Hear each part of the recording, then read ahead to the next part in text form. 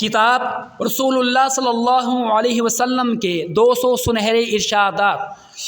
ارشاد number 29، من کان یؤمن باللہ والیوم الآخر، جو شخص اللہ تعالیٰ اور آخرت کے دن پر ایمان رکھتا ہے، فلیصل رحمہ، اسے چاہیے کہ صلہ رحمی یعنی رشتہ داروں سے اچھا سلوک کرے۔ صحیح البخاری 6138۔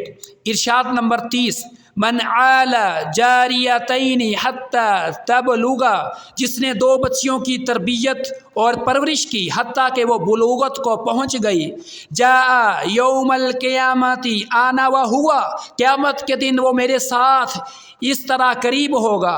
وضم اصابعہ، آپ صلی اللہ علیہ وسلم نے اپنی 2 انگلیوں کو ملایا۔ صحیح مسلم 2631۔